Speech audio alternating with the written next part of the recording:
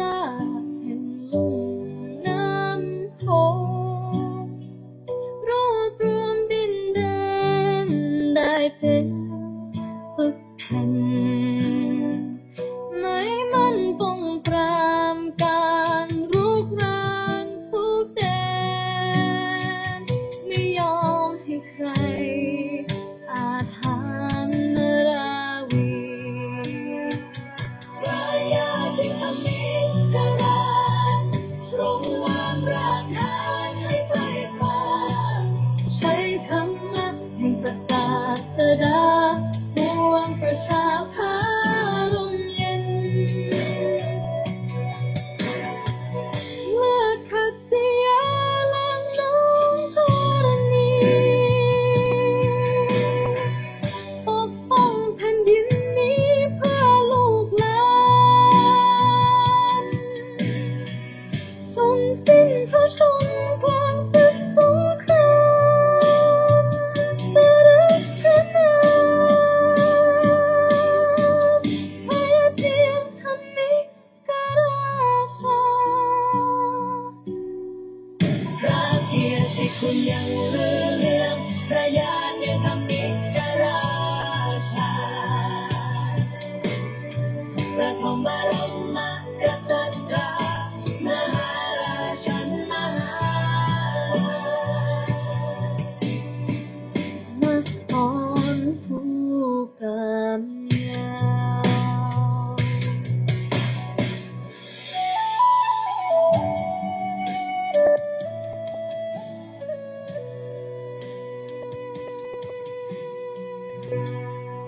พระขั้วพิรัชนงค์ได้สร้างองค์พระยาเจียงมหากษัตราสถิตณวัดป่าพุทธชินวงศรามนพญานาคราชเมืองพะเยาให้พวกเราได้น้อมรำลึกสำนึกถึงพระมหากรุณาธิคุณขอพระบารมีปกปักรักษาคุ้มครองและเกื้อหนุนให้ได้พรั่งพร้อมบริบูรณ์สมบัติจักรพรรดิพ่อภูมิธรรมคำคูตราบที่วาราศีทรงวางรากฐานให้ไฟฟ้าใช้ธรรมะแห่งพระศาสดาปวงประชาพาร่มเย็น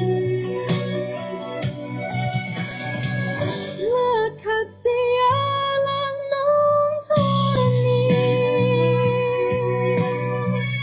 ปกป้องแผ่นดินนี้เพื่อลูกหลานจนสิ้นพระชนกลางศึกสงครามเสด็จพระนามพระยาเทียมธรรมิกราชาพระเกียรติคุณยังลือเลืองพระยาเทียมธรรมิกราชาปฐมบรมกษัตริย์มหาราชมหาราชนครภูกำยาว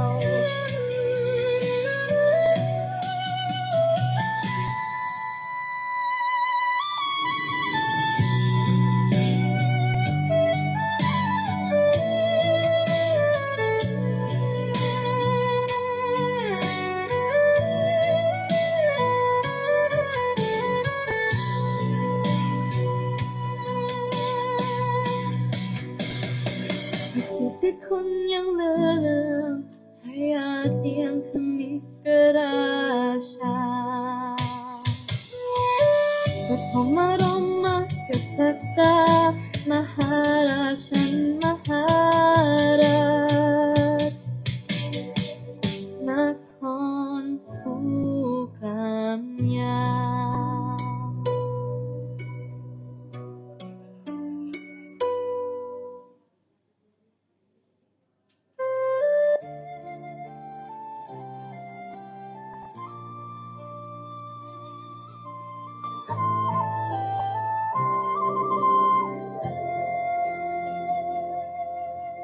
ดินแดนงามป่านวิมานสวรรค์ มอนพญานาคราชสูงเด่นเกินฝันศรัทธาหลั่งไหลดุจสายทานนิรันดร์หล่อล้อมสัมพันธ์ด้วยกตัญญู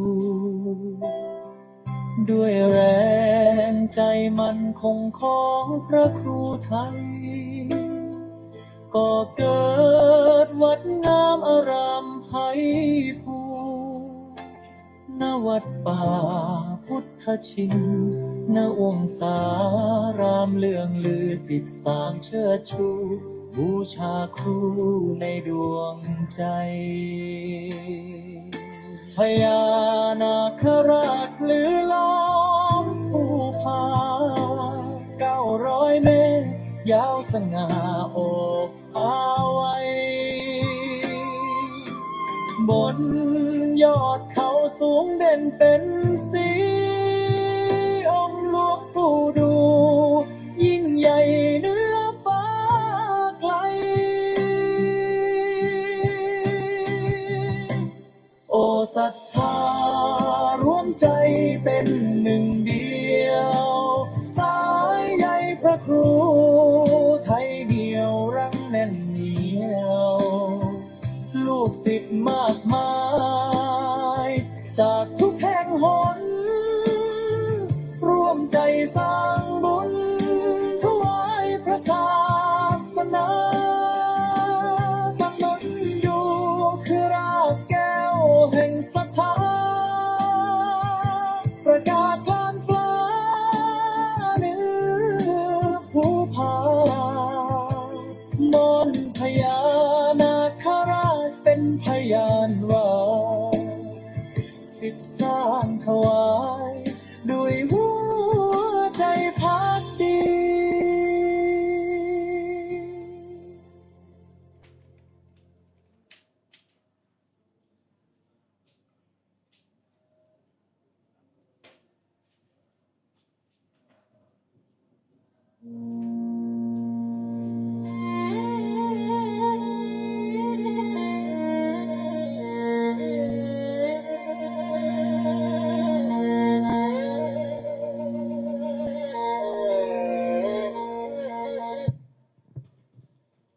ขอความนอบน้อมในพระรัตนตรัยขอถวายความอาลัยในหลวงพ่อเจ้าประคุณสมเด็จพระพุทธชินวงศ์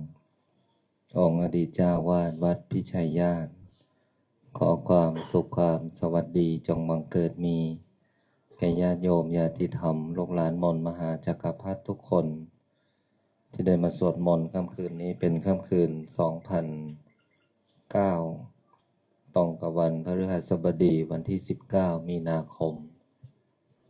2569ในค่ำคืน1 ทุ่มเมื่อวานวันพระเราสวดมนต์มหาจักรพรรดิและมหาสันติงหลวงเมื่อวานก็สวดกลับไปสวดกลับมาสลับหน้าสลับหลัง เนาะแล้วเป็นอยู่เล่มเดียวนะเป็นเล่มที่คนนำด้วย พระอาจารย์ก็ฟังไม่โยมเงียบกริบเลยโยมตามไม่ทันหรือว่าโยมผิดหน้ารอบแรกยังไม่เท่าไหร่นะรอบ2นี่เรียนไหม120 กว่าพอไปอีกที260ที่ไหนได้เราผิดเอง ก็เป็นสิ่งที่เกิดขึ้นเมื่อวานเนาะคืนแรก วันนี้คืนที่2พวกเราก็มาสวดมนต์ที่วัดพิชัยญาณนะก็มีหลายคนหลายท่านมีความมักคุ้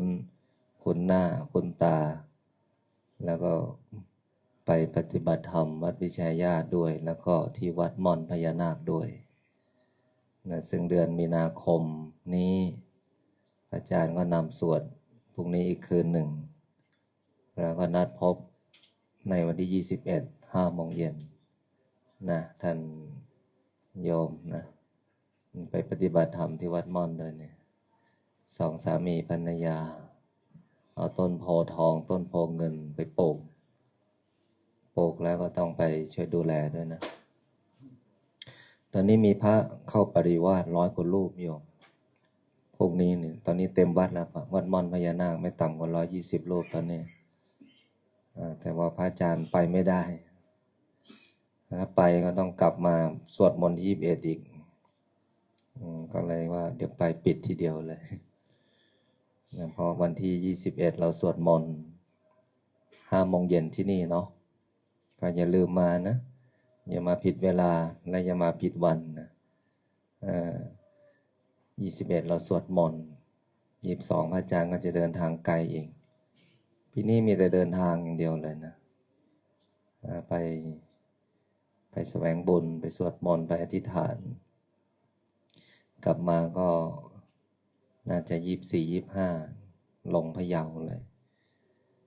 แล้วก็ปิดงานปริวาสวันที่29นะใครจะไปทำบุญที่วัดป่าพุทธชินวงศ์กับหมู่สงฆ์ที่เข้าปริวาสกรรมนะซึ่งท่านจะเปิดปฏิบัติกันในวันพรุ่งนี้สิ้นสุดในวันที่29นะหลังจากนั้นวันที่1 เมษาถึงวันที่15ก็มีบวชเนรนะโยมนะตอนนี้พระสมัครมาก็10 กว่ารูปแล้วนะมีบวชพระด้วยนะโยมโยมท่านใดปีเตอร์บวชไหมล่ะยังก่อนนะรอเวลาเนาะเราบวชพระน่าจะประมาณ10 กว่ารูปที่สมัครมาบวชเนรไม่แน่ใจว่ายอดยังไม่สุทธิจะสุทธิเมื่อวันที่29 มีนาคมนะ บวช15 วันใครมีลูกมีหลานก็ไปบวชได้นะโยมปีที่แล้วนี่ก็น่าสงสารทุกปีเนนภาคฤดูร้อนเนี่ยปีแรกนี้ก็นอนในลำตัวพญานาคแต่ตอนนั้นยังไม่เสร็จหรอกยังไม่มีประตูยังไม่มีอะไรนะปีที่2ก็นอนเต็นท์นะปีที่2ที่น่าสงสารเพราะว่าฤดูเปลี่ยนก็คือฤดูร้อนทีนี้ฤดูร้อนนี่ฝนตกช่วงเมษาเนนน้อยที่บวชนี่ที่นอนในกระโจมในเต็นท์นี่ก็น้ำก็ขึ้นมาก็ทำให้สามเณรตัวน้อยๆไหลไปตามน้ำนี่หลวงพี่บอยพาพี่เลี้ยงหัวหน้าพาพี่เลี้ยงนี่อุ้มเนนน้อยขึ้นจากน้ำเนนน้อยยังไม่ตื่นเลยนะมันหลับไหลจริงๆเนนเด็กนะเข้าใจความเป็นพ่อเป็นแม่เลยนะพี่ทิพย์ไม่มีลูกก็เลยไม่เข้าใจแต่คนมีลูกก็จะเข้าใจนะหลวงพี่บอยไม่มีลูกแต่ก็มีลูกศิษย์ไปไล่อุ้มทีละลูกขึ้นบกขึ้นน้ำ ปีที่3ปีที่แล้วดีหน่อยพอปี2นอนในเต็นท์ปี3นอนในโรงเรียนพอไปขอใช้โรงเรียนที่เขายุบไปก็ห้องนอนก็ดีแต่ว่าห้องน้ำไม่มีห้องน้ำก็ทำเป็นสแลมปิดเอาโยมคิดดูดิแล้วก็อาบน้ำมีจุดหนึ่งเข้าห้องน้ำมีจุดหนึ่งเวลาอาบน้ำเนี่ยเด็กเล่นกันนะเนนน้อยก็เล่นสนุกนะบอมเลยนะวัน2 วันก็ไม่เท่าไหร่พื้นนะเข้าวันที่4นะโยมพื้นก็เป็นสระดีๆนี่แหละน้ำมันขังมันอาบน้ำกับไม่อาบน้ำเหมือนกันพอดีนะมีแต่ขี้โคลนเท้ามันนะเนนนะสนุกดีนะเล่นกันเนนน้อยนี่เขาปรากฏว่าที่อาบน้ำก็เป็นที่เล่นสระน้ำไปเลยอ่ะปีนี้ก็เลยทำใหม่ห้องน้ำทำ20 ห้องไอ้ที่ส่งน้ำปีที่แล้วที่เป็นโคลนก็เทปูนใหม่หมดละก็พัฒนาขึ้นแต่ละปีอันนั้นรุ่น1รุ่น2รุ่น3รุ่น4ปีนี้รุ่น4ส่วนผู้ปฏิบัติธรรมในรุ่นที่เท่าไหร่ปีเตอร์รุ่นล่าสุดนี่ 22แล้วโยม22วันที่เท่าไหร่ลุงใครไม่ไปบ้าง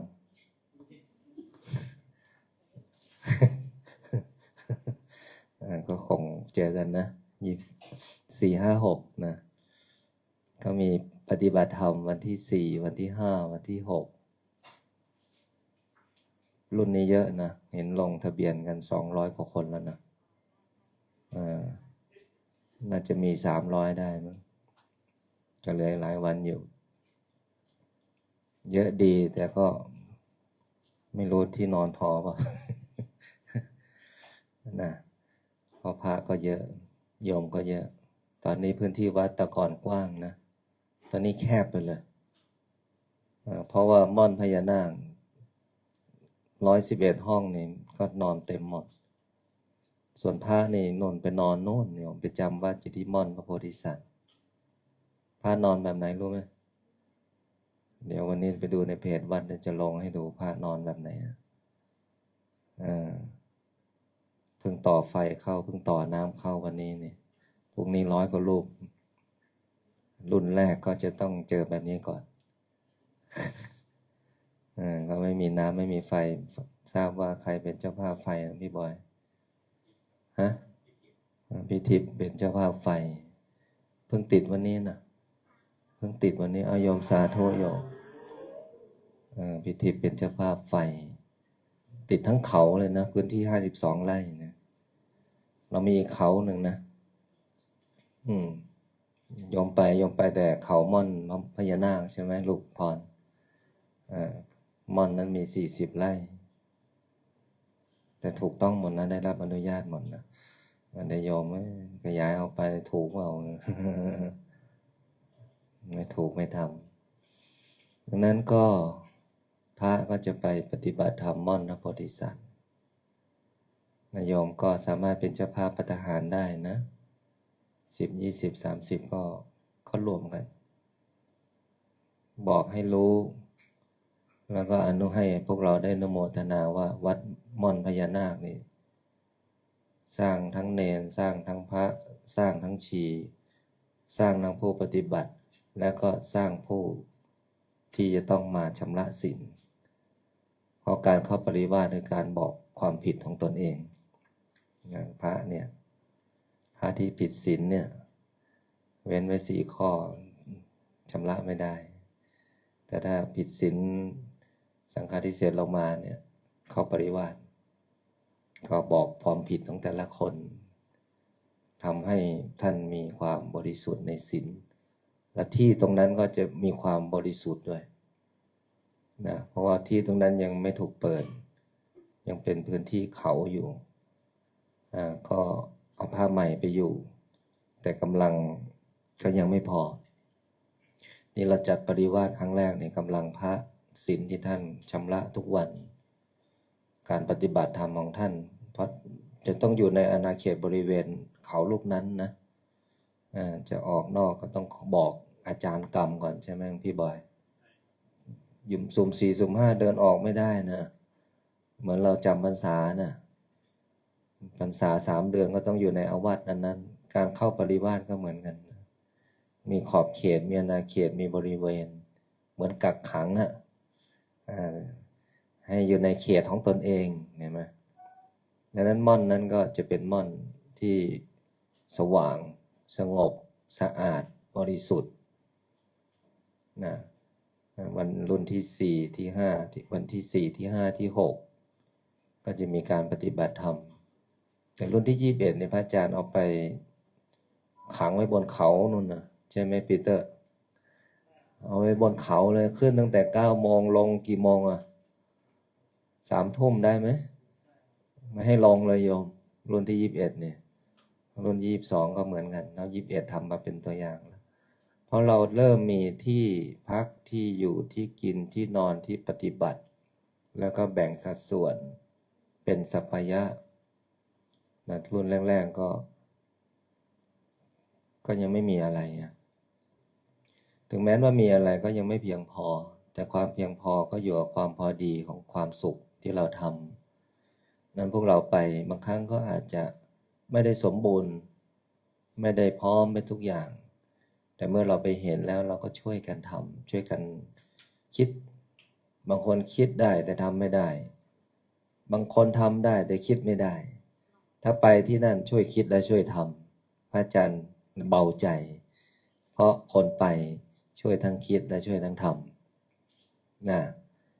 นั้นการที่เปิดปฏิบัติธรรมก็เป็นสิ่งที่ดีต่อชีวิตของมนุษย์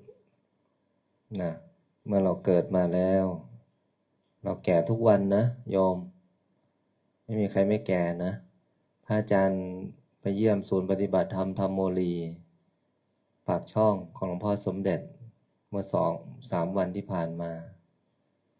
ก็ไปเจอหลวงพี่แม็กก็จำได้ว่าคนเก่าๆจะจำได้พระอาจารย์ไม่ไปตั้ง6 ปีนะศูนย์ปฏิบัติธรรมเนี่ยที่หลวงพ่อสมเด็จสร้างไว้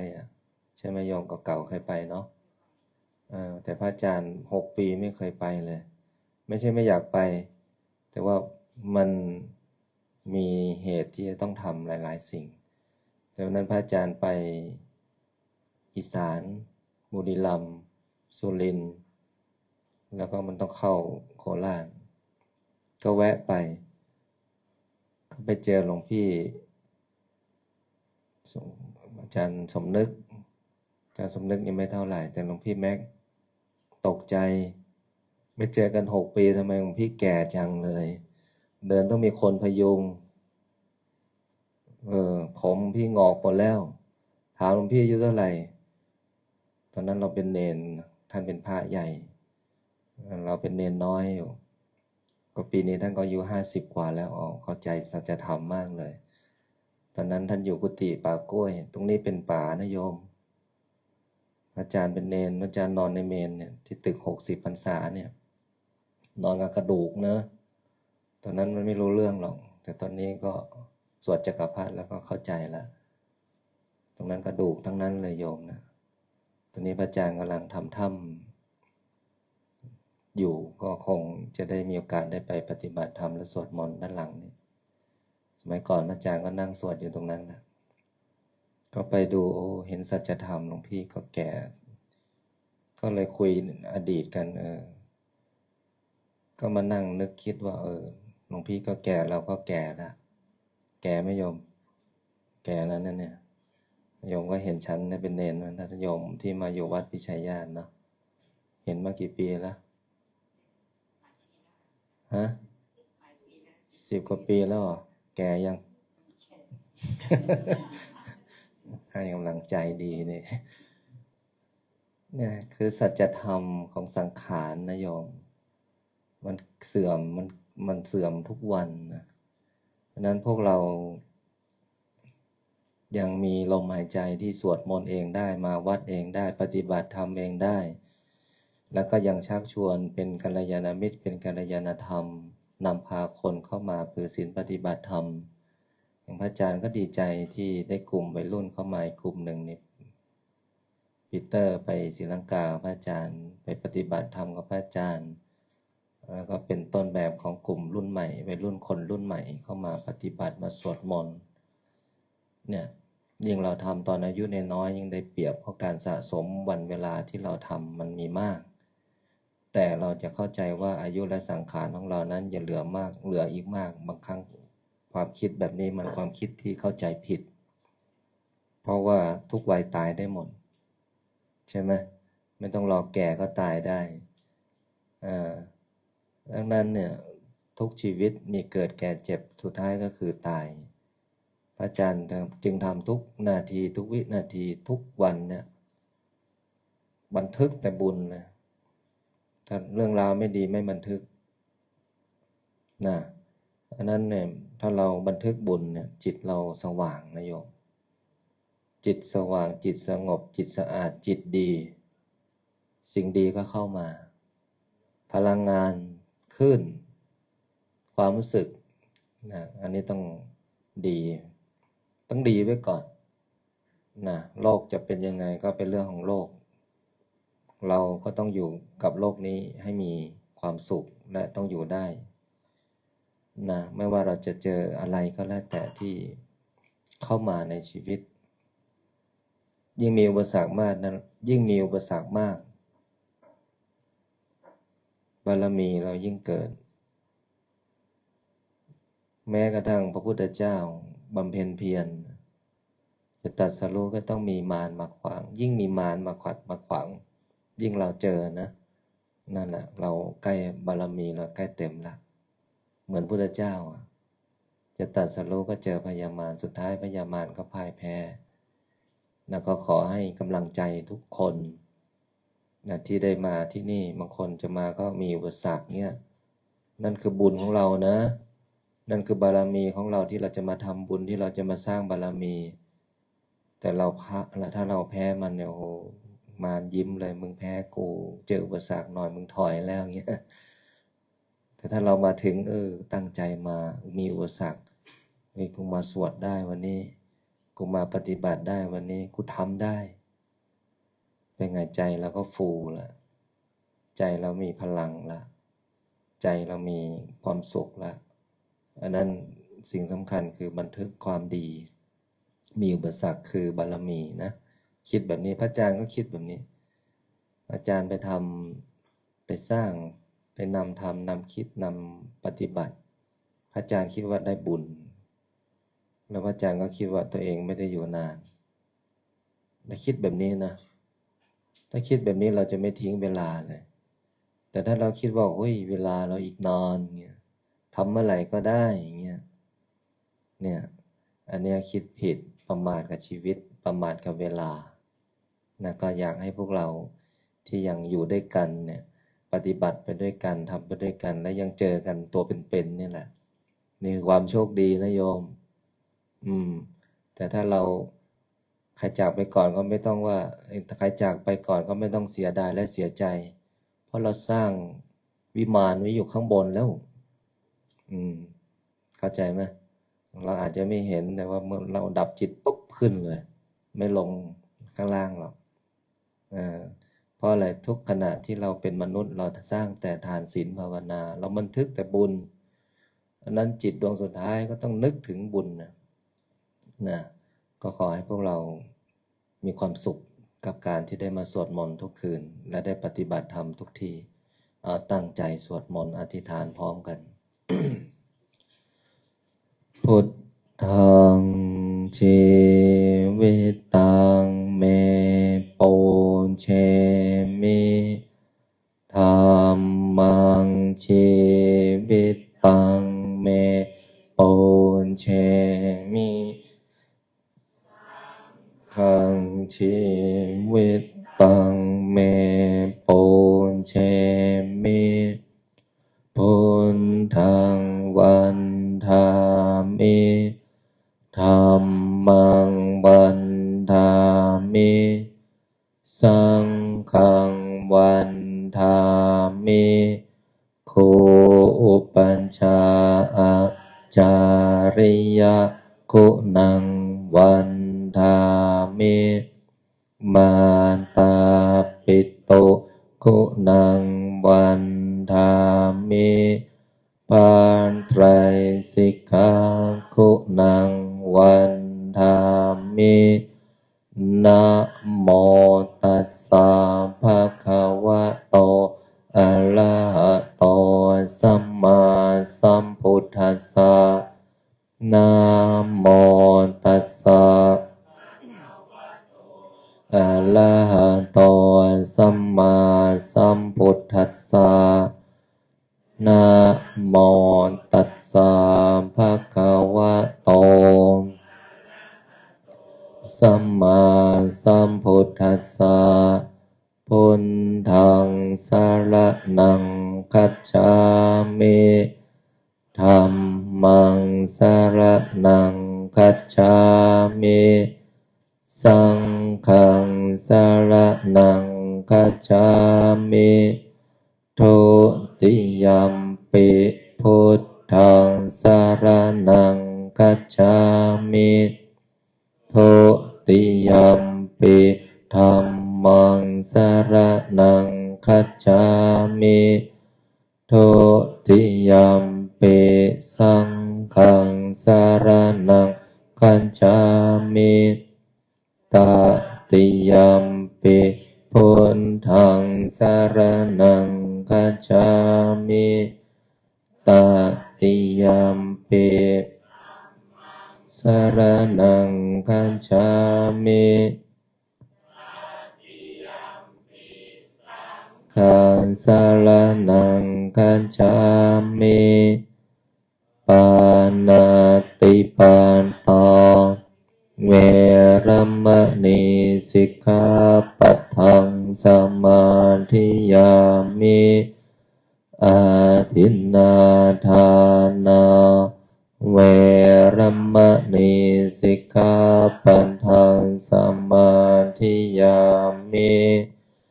กาเมสุมิจฉาจาราเวรมณีสิกขาปัทังสมาธิยามิโมสาวาทาเวรมณีสิกขาปัทังสมาธิยามิสุราเมรยมัจจาปมาทฐานาเวรมณีสิกขาปัทังสมาธิยามิอิมานิปัญจนิสมาธิยามิอิมานิปัญจสิกขาปัฏฐานิสมาธิยามิอิมานิปัญจสิกขาปัฏฐานิสมาธิยามิสีเลนะสุขติงยันติสีเลนะโภคสัมปทาสีเลนะนิพุตติงยันติตัสสมาสีวิโสทะเยนะโมตัสสะภะคะวะโตสัมมาสัมพุทธัสสะนะโมตัสสะภะคะวะโตอะระหะโตสัมมาสัมพุทธัสสะนะโมตัสสะภะคะวะโตสัมพุทธัสสะพุทธังอาราธนานังกะโรมิ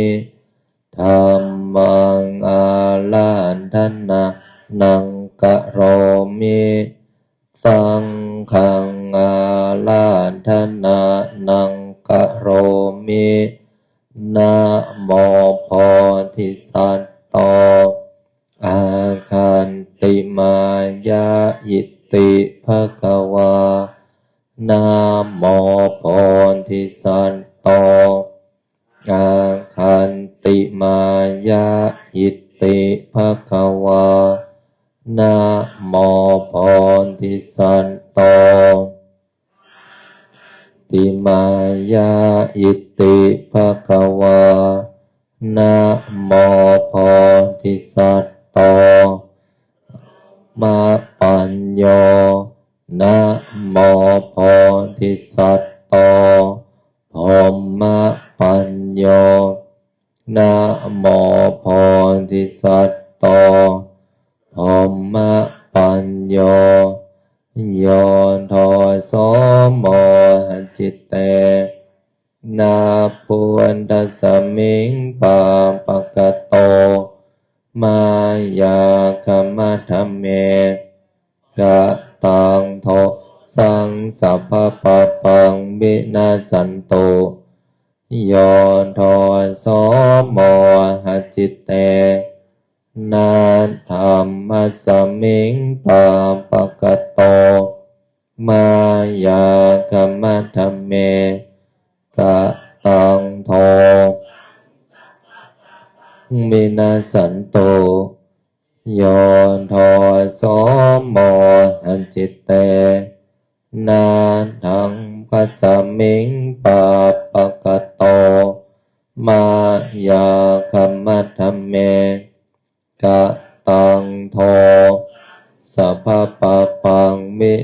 สันโตนะโมตัสสะภะคะวะโตอะระหะโตสัมมาสัมพุทธัสสะนะโมตัสสะภะคะวะโตสัมพุทธัสสะนะโมตัสสะภะคะวะโตอะระหะโตสัมมาสัมพุทธัสสะนะโมพุทธายะพระพุทธไตรรัตนญาณมณีนพลันสิสหัสสสุธรรมาพุทโธธรรมโมสังโฆยะถาพุทโมนาพุทธบูชาธรรมบูชาสังฆบูชาอาคิทานังวารังคันทังสิวาริจมหาเถลังอาหังวันทามิทุระโตอาหังวันทามิธาตุโยอาหังวันทามิสัพพะโตพุทธาธัมมาสังฆาปุเชมินะโมพุทธายะพระพุทธไตรรัตนญาณมณีนพรัตน์สิสหัสสสุธรรมาพุทโธธรรมโมสังโฆยะถาพุทโมนาพุทธ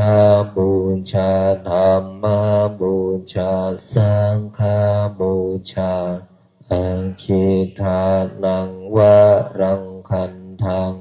สิวาริจมหาเถลังอาหังวันทามิทุระโตอาหังวันทามิธาตุโยอาหังวันทามิสัพพะโตพุทธาธัมมาสังฆาปุเชมินะโมพุทธายะพระพุทธไตรรัตนญาณม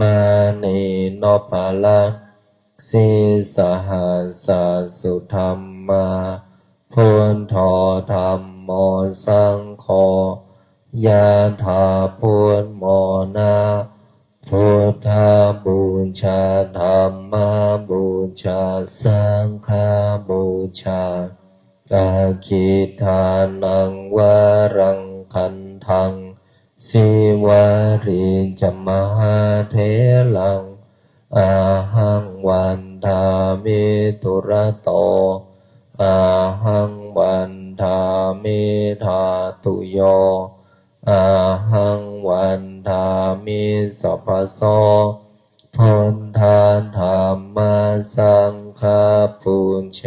มินะโมพุทธายะพระพุทธไตรรัตนญาณมณีนพรัตน์สิสหัสส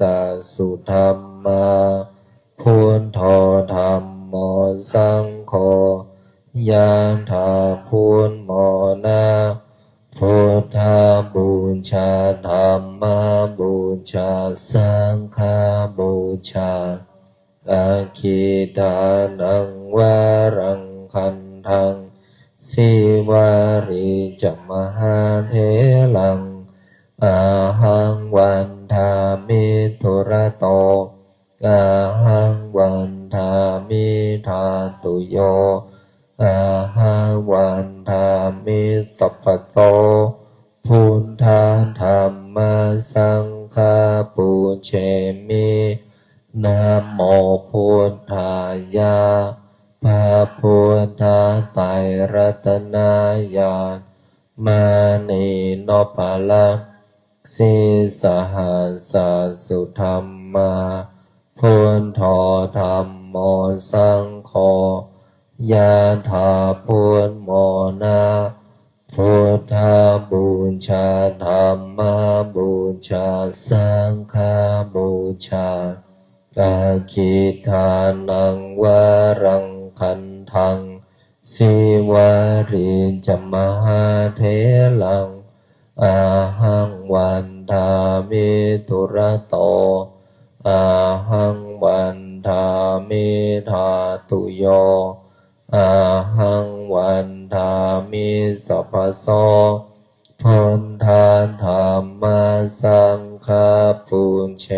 มินะโมพุทธายะพระพุทธไตรรัตนญาณมานีโนภาลังสิสหัสสสุธรรมาพุทโธธัมโมสังโฆยะถาพุทโมนะพุทธบูชาธัมมบูชาสังฆบูชากาคิทานังวรังคันทังสิวาริจมหาเถลังอาหังวันทามิตุระโตอาหังวันทามิธาตุโยอาหังวันทามิสัพพโสพุทธาธัมมาสังฆาปุญเชมินะโมพุทธายะพระพุทธไตรรัตนญาณมานีโนภาลังสิสหัสสสุธรรมาพุทโธธัมโมสังโฆยะถาพุทโมนะพุทธบูชาธัมมบูชาสังฆบูชากาคิทานังวรังคันทังสิวาริจมหาเถลังอาหังวันทามิตุระโตอาหังวันทามิธาตุโยอาหังวันทามิสัพพโสพุทธาธัมมาสังฆาปุญเชมินะโมพุทธายะพระพุทธไตรรัตนญาณมานีโนภาลังสิสหัสสสุธรรมาพุทโธธัมโมสังโฆยะถาพุทโมนะพุทธบูชาธัมมบูชาสังฆบูชากาคิทานังวรังคันทังสิวาริจมหาเถลังอาหังวันทามิตุระโตอาหังวันทามิธาตุโยอาหังวันทามิสัพพโสพุทธาธัมมาสังฆาปุญเชมินะโมพุทธายะพระพุทธไตรรัตนญาณมานีโนภาลังสิสหัสสสุธรรมาพุทโธธัมโมสังโฆยะถาพุทโมนะพุทธบูชาธัมมบูชาสังฆบูชากาคิทานังวรังคันทังสิวาริจมหาเถลังอาหังวันทามิตุระโตอาหังวันทามิธาตุโยอาหังวันทามิสัพพโสพุทธาธัมมาสังฆาปุญเชมินะโมพุทธายะพระพุทธไตรรัตนญาณมานีโนภาลังสิสหัสสสุธรรมาพุทโธธัมโมสังโฆยะถาพุทโมนะ พุทธบูชาธรรมบูชาสังฆบูชาอาคิทานังวรังคันทังสิวาริจมหาเถลังอาหังวันทามิตุระโตอาหังวันทามิธาตุโยอาหังวันทามิสัพพโสพุทธาธรรมสังฆปุญเชมินะโมพุทธายะพระพุทธไตรรัตนญาณมานีโนภลักสิสหัสสสุธรรมาพุทโธธรรมโมสังโฆยะถาพุทโมนะพุทธบูชาธรรมบูชาสังฆบูชาอาคิทานังวรังคันทังสิวาริจมหาเถลังอาหังวันทามิตุระโตอาหังวันทามิธาตุโยอาหังวันทามิสัพพโสพุทธาธรรมสังฆปุญเชมินะโมพุทธายะพระพุทธไตรรัตนญาณมานีโนภลักสิสหัสสสุธรรมาพุทโธธรรมโมสังโฆยะถาพุทโมนะพุทธบูชาธรรมบูชาสังฆบูชาอาคิทานังวรังคันทังสิวาริจมหาเถลังอาหังวันทามิตุระโตอาหังวันทามิธาตุโยอาหังวันทามิสัพพโส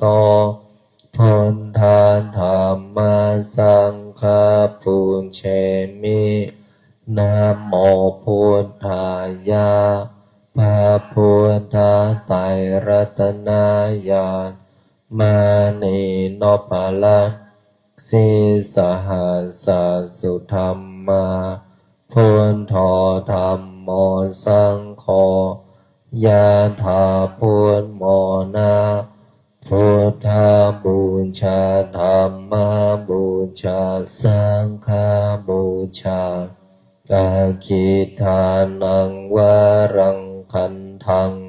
สิวาริจมหาเถลังอาหังวันทามิตุระโตอาหังวันทามิธาตุโย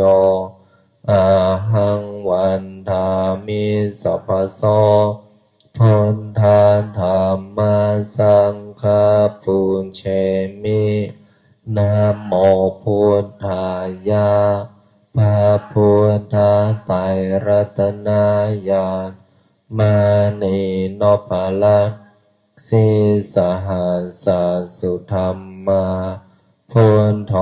ธรรมโมสังโฆยะถาพุทโมนะพุทธบูชาธรรมบูชาสังฆบูชาอาคิทานังวรังคันทังสิวาริจมหาเถลังอาหังวันทามิตุระโตอาหังวันทามิธาตุโยอาหังวันทามิสัพพโสพุทธาธรรมสังฆปุญเชมินะโมพุทธายะพระพุทธไตรรัตนญาณมานีโนภลักสิสหัสสสุธรรมาพุทโธธรรมโมสังโฆยะถาพุทโมนะพุ พุทธบูชาธรรมบูชาสังฆบูชากาคิทานังวรังคันทังสิวาริจมหาเถลังอาหังวันทามิตุระโตอาหังวันทามิธาตุโยอาหังวันทามิสัพพโสพุทธาธัมมาสังฆาปุญเชมินะโมพุทธายะพระพุทธไตรรัตนญาณมานีนพลักสิสหัสสสุธรรมาพุทโธธัมโมสังโฆยะถาพุทโมนะพุทธบูชาธรรมบูชาสังฆบูชากาคิทานังวรังคันทังสิวาริจมหาเถลังอาหังวันทามิตุระโตอาหังวันทามิธาตุโยอาหังวันทามิสัพพโสพุทธาธัมมาสังฆาปุญเชมินะโมพุทธายะพระพุทธไตรรัตนญาณมานีนพลักสิสหัสสสุธรรมาพุทโธธัมโมสังโฆยะถาพุทโมนะพุทธบูชาธรรมบูชาสังฆบูชากาคิทานังวรังคันทังสิวาริจมหาเถลังอาหังวันทามิตุระโตอาหังวันทามิธาตุโยอาหังวันทามิสัพพโสพุทธาธัมมาสังฆาปุญเชมินะโมพุทธายะพระพุทธไตรรัตนญาณมานีนพลักสิสหัสสสุธรรมาพุทโธธัมโมสังโฆยะถาพุทโมนะพุทธบูชาธรรมบูชาสังฆบูชากาคิทานังวรังคันทังสิวาริจมหาเถลังอาหังวันทามิตุระโตอาหังวันทามิธาตุโยอาหังวันทามิสัพพโสพุทธาธัมมาสังฆาปุญเชมินะโมพุทธายะพระพุทธไตรรัตนญาณมานีนพลักสิสหัสสสุธรรมาพุทโธธัมโมสังโฆยะถาพุทโมนะ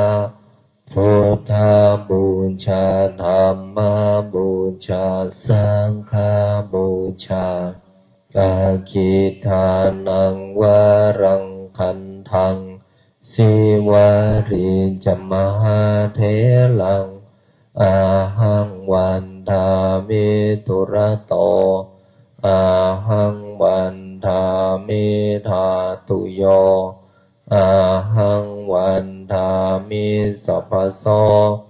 พุทธาธัมมาสังฆาปุญเชมินะโมพุทธายะพระพุทธไตรรัตนญาณมานีนพลักสิสหัสสสุธรรมาพุทโธธัมโมสังโฆยะถาพุทโมนะ พุทธบูชาธรรมบูชาสังฆบูชาอาคิทานังวรังคันทังสิวาริจมหาเถลังอาหังวันทามิตุระโตอาหังวันทามิธาตุโยอาหังวันทามิสัพพโสพุทธาธรรมสังฆปุญเชมินะโมพุทธายะพระพุทธไตรรัตนญาณมณีนพลัสสิสหัสสสุธรรมาพุทโธธัมโมสังโฆยะถาพุทโมนะพุทธบูชาธรรมบูชาสังฆบูชาอาคิทานังวะรังคันทังสิวาริจมหาเถลังอาหังวันทามิตุระโตอาหังวันทามิธาตุโยอาหังวันทามิสัพพโสพุทธธรรมสังฆปุญเชมิ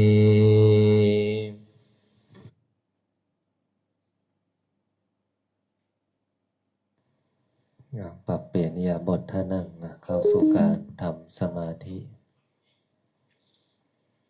ตั้งจิตตั้งใจปรับเปลี่ยนท่านั่งเท้าขวาทับเท้าซ้ายมือขวาทับมือซ้ายตั้งตัวให้ตรงหลับตาลงปิดวาจาหายใจเข้าลึกๆหายใจออกยาวๆหายใจเข้าลึกๆหายใจออกยาวๆหายใจเข้าลึกๆหายใจออกยาวๆผ่อนคลายอารมณ์สบายๆไม่เพ่งไม่เก่งมีสติอยู่ที่ลมหายใจหายใจเข้าพุทหายใจออกโทหายใจเข้าพุทหายใจออกโท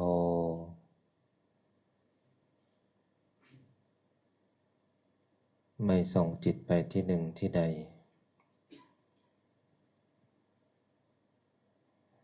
มีสติที่ลมหายใจ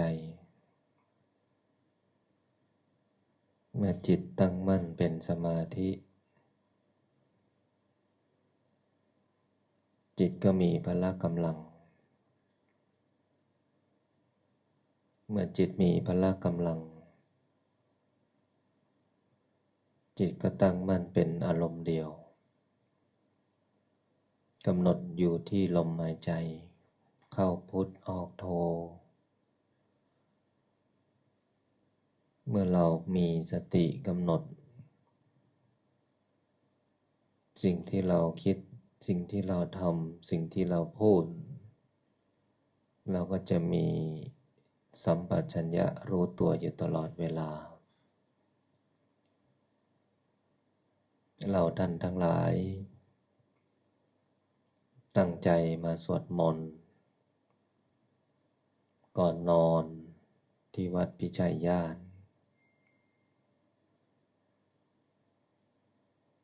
มีความตั้งใจและมีความอดทน กับเวลากับการเดินทาง เมื่อเราท่านทั้งหลายได้มาสวดมนต์ในค่ำคืนของวันนี้ ก็ให้รับธรรมะที่เกิดจากการสวดมนต์ที่เกิดจากการทำสมาธิจงใช้ชีวิตที่ได้มาให้คุ้มค่ากับความเป็นมนุษย์โดยการทำความดีการทำความดีนั้นมีหลากหลายวิธีการเช่นการสวดมนต์ก็เป็นความดีการทำสมาธิก็เป็นความดีการรักษาศีลก็เป็นความดีการช่วยเหลือมนุษย์ก็เป็นความดีการช่วยเหลือสรรพสัตว์ก็เป็นความดีการแผ่เมตตาในจิตของพวกเราทุกค่ำคืนที่แผ่ออกทั้งมีชีวิตและไม่มีชีวิตทั้งบุคคลที่รู้จักและไม่รู้จักก็เป็นความดีและพวกเราก็ตั้งใจมาดีอีกทั้งตั้งอยู่บนความไม่ประมาทในชีวิตพระอาจารย์จะสอนลูกศิษย์อยู่เสมอว่าอย่าประมาทกับชีวิตเวลาลมหายใจโอกาสมันมีมามันก็มีหมดหลวงพ่อสมเด็จพระพุทธชินวงศ์องค์อดีตเจ้าวาดวัดพิชัยญาติได้ให้หลักธรรมคำสอนไว้ว่าหากเวลาเกิดถูกใช้เพื่อให้ชีวิตแก่เราเวลาตายก็ถูกใช้เพื่อพรากชีวิตเราไปนั่นหมายถึงเวลาเกิดคือให้ชีวิตเวลาตายคือความพัดพรากชีวิตของเราไปเมื่อเรามีเวลาเกิดเป็นของตนเองแล้วสักวันหนึ่งเราก็ต้องมีเวลาตายเป็นของตนเองเช่นเดียวกันเวลาของชีวิตที่มีความหมายกับเราคือสองเวลานี้และชีวิตบนโลกก็วนเวียนอยู่เช่นนี้เกิดตายดังนั้นพวกเราท่านทั้งหลายเมื่อยังใช้ชีวิตคือยังมีลมหายใจอยู่เนี่ยก็จงทำแต่ความดีไว้ดังที่ได้กล่าวไปแล้วความดีมีอะไรบ้างวันนี้พวกเราท่านทั้งหลายมาสวดมนต์ในค่ำคืนที่สองก็มาบันทึกความดีบันทึกบุญด้วยกันก่อนนอนในค่ำคืนของวันนี้และก็ทำจิตของพวกเราให้เบิกบานผ่องใสให้สะอาดให้บริสุทธิ์ทั้งกายวาจาใจไม่ว่าร้ายใครไม่กล่าวร้ายใครไม่อิจฉาใครชีวิตของเราก็มีความสุขนะเพราะนั้นตั้งจิตให้ดี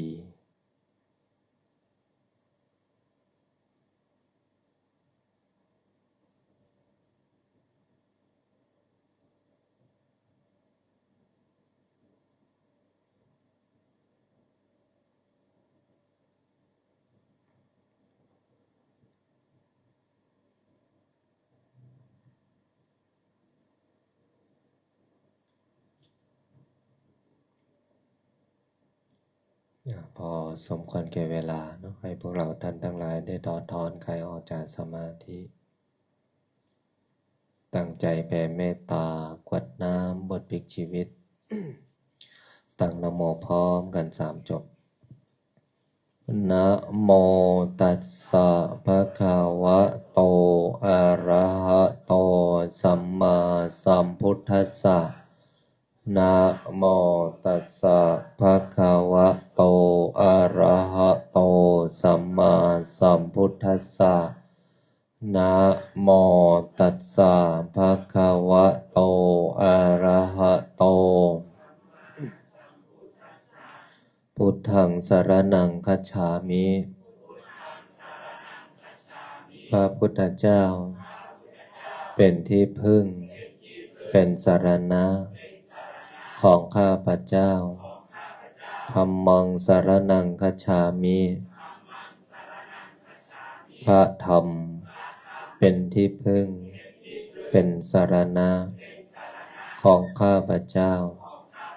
สังฆังสรณังคัจฉามิ พระสงฆ์เป็นที่พึ่ง เป็นสรณะของข้าพเจ้า สิทธัตโถ อะสโม โลเก พระพุทธเจ้า อันมีพระนามว่า สิทธัตถะ พระพุทธเจ้า ไม่มีผู้อื่นผู้ใด เสมอเปรียบในโลก นะโม โพธิสัตว์โต อาคันติมายะ อิติภควา สิริวิชโย นะโม พุทธายะ อิมินา กตปุญเยนะด้วยอำนาจบุญกุศลที่เกิดจากการให้ทาน รักษาศีล ปฏิบัติธรรม สวดมนต์บทมหาจักรพรรดิทำสมาธิแผ่เมตตากวดน้ำบทพลิกชีวิต ในค่ำคืนนี้ ขอน้อมถวาย เป็นพุทธบูชา ธรรมบูชา สังฆบูชา และขอน้อมถวายแด่ครูบาอาจารย์ อันมีหลวงปู่ทวด สมเด็จพระพุทธาจารย์โต พรหมรังสี ครูบาเจ้าศรีวิชัย นักบุญแห่งล้านนา หลวงปู่ดู เจ้าของมนต์มหาจักรพรรดิ หลวงพ่อเกษม หลวงพ่อคูณ หลวงพ่อเจ้าพระคุณสมเด็จ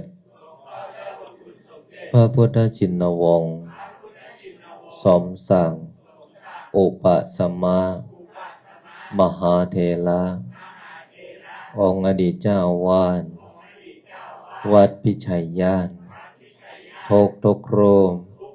และหลวงตาม้า เป็นที่สุด และขออุทิศน้อมถวาย เป็นพระราชกุศล แด่ดวงทิพวิญญาณ ของอดีตบุรพมหากษัตริย์ไทย ทุกพระองค์ ทุกสมัย และขอน้อมถวาย เป็นพระราชกุศล แด่พระบาทสมเด็จ พระวชิรเกล้า เจ้าอยู่หัว พระบรมวงศานุวงศ์ ทุกพระองค์ และขออุทิศน้อมถวาย เป็นพระราชกุศล แด่ดวงทิพวิญญาณ ของสมเด็จพระนางเจ้า สิริกิติ์ พระบรมราชินีนาถ พระบรมราชชนนี พันปีหลวง และขออุทิศแด่ดวงวิญญาณ ของสมเด็จเจ้าพระยา บรมมหาพิชัยญาณ ทัดบุญนาคผู้สร้างวัดพิชัยญาณขอส่วนผลบุญนี้จงสำเร็จแก่บิดามารดาอันมีชื่อว่า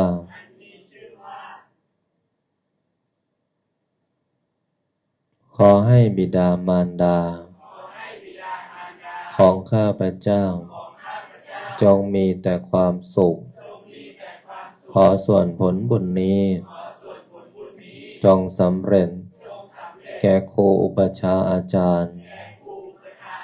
ญาติพี่น้องทั้งหลายเจ้ากรรมนายเวรทั้งหลายเจ้าที่เจ้าทางเจ้าที่ที่บ้านเจ้าที่ที่ทำงานเจ้าที่ที่วัดพิชัยญาณเจ้าที่ที่วัดป่าพุทธชินวงศารามเทวดาประจำกายของข้าพเจ้าเทวดา16 ชั้นฟ้า15 ชั้นดิน14 ใต้บาดาลเปรตทั้งหลายสรรพสัตว์ทั้งหลายมากมายไม่มีประมาณทั้ง31 ภูมิพระแม่ธรณีพระแม่คงคาแม่พระเพิงแม่พระพายแม่พระโพธิ์ศพท้าวจตุโลกบาลทั้ง4ท้าววิรูปังท้าววิรุฬ6ท้าวทัตตรนท้าวเวสสุวรรณผู้เป็นใหญ่ในทิศทั้ง4พระสยามเทวาธิราชเจ้าเหล่าพญาครุฑทั้งหลายเหล่าพญานาคทั้งหลายทั้ง4 ตระกูลนาคาธิบดีทั้ง9 พระองค์อนันตนาคราชมุจรินนาคราชผู้ชงนาคราชเพชรพัทรนาคราชองค์ดำแสนสิริจันทานาคราชพญาศรีสุโธนาคราชพญาศรีสัตตนาคราชพญายัสมันนาคราชพญาคันตะสีเทวานาคราชองค์สัตตนาคราชพญามุจรินวิรูปโขนาคาธิบดีองค์ย่านพเกศนาคินีการนาคราชวาสุกีนาคราชพระแม่โสมาศรีวิกานาคเทวีพญาธุมะสิขีนาคราชพญานาคกวานพะเยาพญาสุวรรณนาคราชเหล่าพญานาคทั้งหลายเหล่าพญางูทั้งหลายองค์พญางูเผือกขอท่านทั้งหลายจงมีส่วนในบุญขอส่วนผลบุญนี้จงสำเร็จแก่ทวยเทพเทวดาเทพาอารักษ์ทั้ง5 องค์ที่ปกปักรักษาประเทศชาติบ้านเมืองให้ร่มเย็นเป็นสุขอันมีชื่อว่าพระเสื้อเมืองพระทรงเมืองพระกาญจยศรีเจ้าพ่อเจตคุปต์เจ้าพ่อหอกองอีกทั้งศาลหลักเมืองทั้ง4 ภาคทุกจังหวัดบนผืนแผ่นดินไทยขอให้ท่านทั้งหลายจงมีส่วนในบุญใดกุศลใด ที่สำเร็จแล้วจงส่งผลให้ข้าพเจ้าจะเดินทางไปทิศหนตำบลใดในทิศทั้งสี่จงมีแต่คนรักจงมีแต่คนเมตตาจงมีแต่คนอุปถัมภ์คนดีจงเข้ามาคนไม่ดีจงออกไปสิ่งดีๆจงเข้ามาสิ่งไม่ดีอย่าเข้ามาใกล้ขอให้ข้าพเจ้าจงเป็นผู้เจริญทั้งทางโลกและทางธรรมเจริญด้วยอายุวันนะสุขะภระสติสมาธิและปัญญาจงบังเกิดมีแก่ข้าพเจ้าอันมีชื่อว่าขอส่วนผลบุญนี้จงสำเร็จแก่ดวงจิตวิญญาณที่ไม่ได้เกิดจากการทำแท้งขอดวงจิตวิญญาณจงพ้นทุกข์จงพ้นกรรมจงมีส่วนในบุญของข้าพเจ้าในค่ำคืนนี้ขอส่วนผลบุญนี้จงส่งผลให้ข้าพเจ้าจะกระทำการงานสิ่งใดในพื้นปฐพีนี้ไม่ว่าบนบกในน้ำในอากาศขอการงานสิ่งนั้นจงพันสำเร็จคำว่าไม่ได้คำว่าไม่มีคำว่าขัดข้องอุปสรรคใดๆปัญหาใดๆต่อการดำเนินชีวิตการงานการเงินบริวารสุขภาพโรคร้ายโรคเวรโรคกรรมที่รักษาไม่หายจงบารายหายสูญจากตัวของข้าพเจ้าอันมีชื่อว่าขอให้คำอธิษฐานจิตกรวดน้ำบทพลิกชีวิตในค่ำคืนนี้จงมีฤทธิ์มีฤทธิ์มีฤทธิ์มีเดชมีเดชมีเดชมีอานุภาพทันตาเห็นติดตัวตามข้าพเจ้าไปทุกภพทุกชาติตราบกระทั่งเข้าสู่พระนิพพานนิพพานะปัจจโยโหตุตั้งใจกวดน้ำด้วยบทอิมินาทุกคนมีที่กวดน้ำเนาะกวดด้วยกันนะอิมินาบุญญากรรมเมนาอุปัชฌายาคุณุตตราอาจาริโยปังการัจจมตังตากาสุริโยจันทิมาลาจักขุณวันตานาราปิจาพัมมะมาราจาอินทาจาโลกัปปารา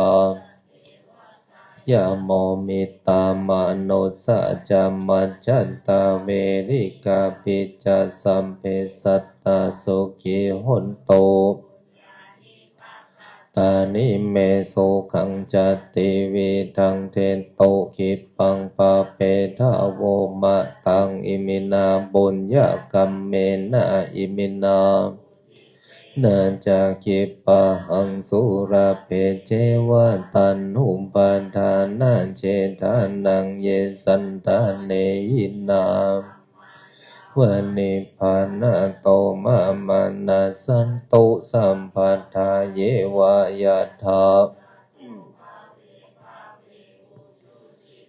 สติปัญญาสันเลโควิริยามินามาราระพันโตโนกาสังกาตุนจาวิริเยโสเมพุทธปวารโรนาโทธัมโมนาโทวรตตโมนาโทปัญเจกพุทโธโสตมานุภาเวนะมาโรกาสังละพันโตมาสัมเพพุทธสัมเพธัมมาสัมเพสังฆาภลปันตามปัญเจกานันอรหันตานันจะเตเชนารังคัมพันธามิสัมภะโสสัมเพพุทธาสัมเพธัมมาสัมเพสังฆาปัตตามปัญเจ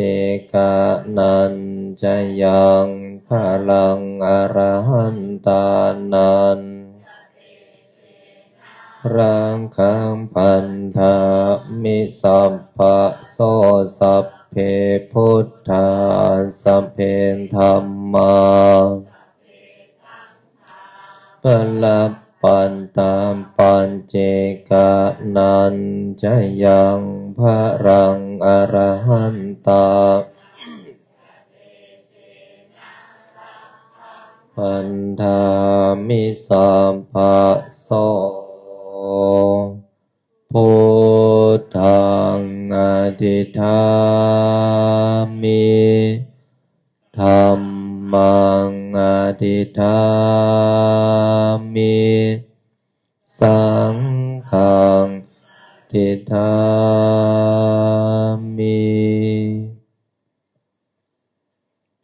ขออำนาจบุญกุศลที่เกิดจากการสวดมนต์บทมหาจักรพรรดิทำสมาธิแผ่เมตตากวดน้ำบทพลิกชีวิตในค่ำคืนของวันนี้บุญใดกุศลใดที่สำเร็จแล้วจงประสิทธิประทานพรให้ลูกหลานมนต์มหาจักรพรรดิทุกคนทุกท่านตลอดถึงญาติโยมทุกคนที่ได้มาสวดมนต์ในค่ำคืนของวันนี้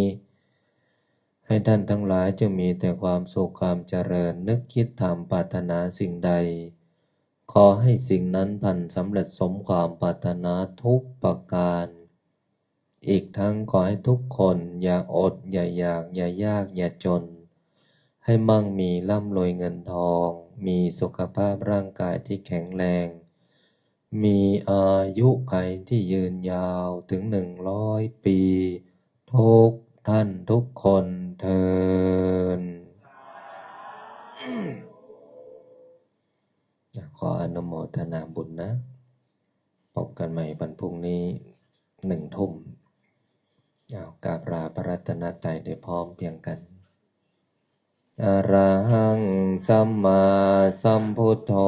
ภควาพุทธังภ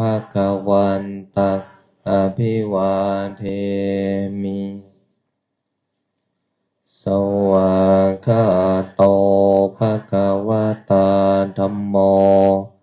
ธัมมังนามัสสามิสุปฏิปันโนภควโตสาวกสังโฆสังฆนามา